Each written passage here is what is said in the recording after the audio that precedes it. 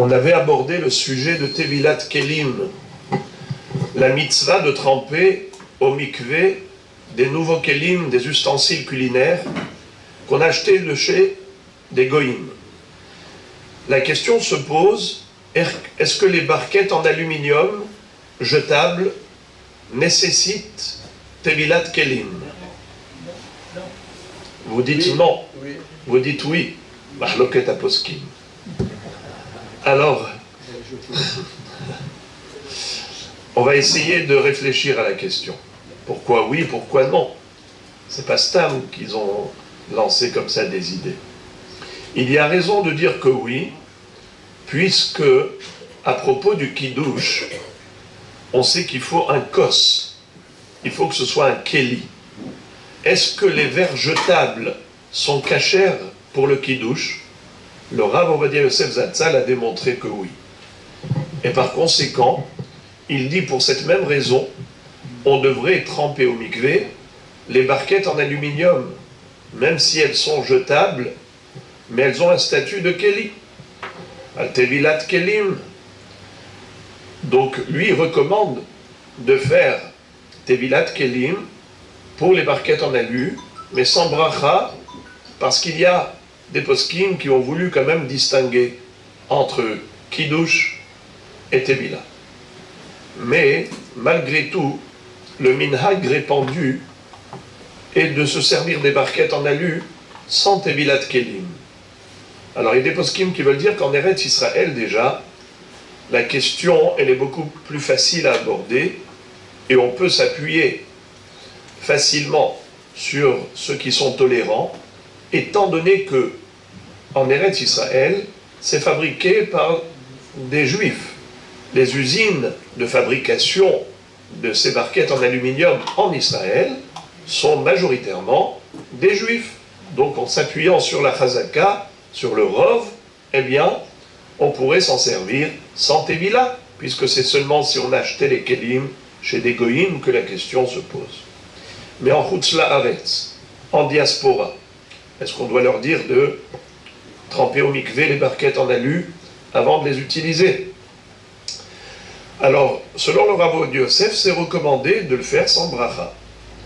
Mais ceux qui veulent se permettre de le faire, de ne pas tremper au mikvé, sur quoi peuvent-ils s'appuyer?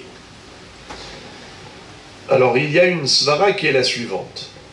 Qu'en est-il des kelim en plastique? Les ustensiles culinaires en plastique. Est-ce que ça nécessite Tevilat Kelim, oui ou non? Alors, les matériaux qui figurent dans la Torah sont tous des matériaux métalliques. Habarzel, Hanechoshet, Hazahav, Habedil, Haofaret. Tout cela, ce ne sont que des métaux que la Torah a évoqués par rapport aux ustensiles qu'on a récupérés du butin après la guerre contre Midian, et de ce fait, les kelim qui nécessitent Tevilah Minatora, c'est uniquement des kelim métalliques. Qu'en est-il des kelim de bois? Est-ce qu'il faut les tremper au mikvé? Réponse non, pas besoin. Qu'en est-il des kelim en argile? Non plus, pas besoin. Qu'en est-il des kelim de verre? Le verre, midérabanan, c'est nécessaire. Minatora, évidemment que non, puisque ça ne figure pas parmi les matériaux évoqués dans cette guerre contre les Midianites. Alors pourquoi les Chachamim ont dit qu'il faut les tremper au mikvé? Parce qu'ils ont dit que ça ressemble au métal. Quelle est la différence entre le bois, l'argile et le métal? C'est qu'un keli en métal, même s'il s'est abîmé, tu peux faire fondre et le reformer, le refabriquer. Tandis que le bois, une fois que ça s'est troué, percé, fini, irrécupérable. Pareil, le klicheres, l'argile. Mais le verre, étant donné qu'il est récupérable, on peut à nouveau le repasser à l'usine et faire fondre ce verre et reformer le keli. Donc ça ressemble au métal. Les Hachamim avaient décrété la nécessité, la mitzvah de Tevilat Kelim pour des Kelim de verre, comme pour des Kelim en fer. Mais le plastique, à quoi faut-il attribuer? C'est une catégorie qui ressemble au métal, ou bien ça ressemble au bois et à l'argile? Ils sont irrécupérables.